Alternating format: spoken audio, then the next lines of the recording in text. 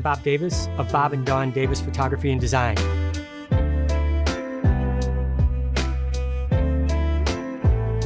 Because of the core downstairs is champagne and warm tones and golds, we're going to put a gel on the background to bring that color out in the details. I'm going to share with you how to overcome those what the flash situations, how you're going to be able to create the light you want in any environment, anytime.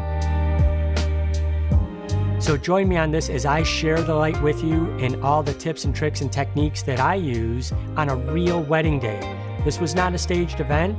This is me in action showing you that I really do use all these different techniques throughout the day.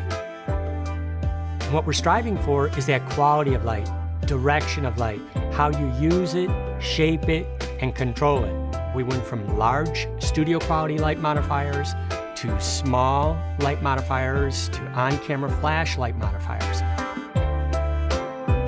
And I say, why settle for what's there when you could create the light you want?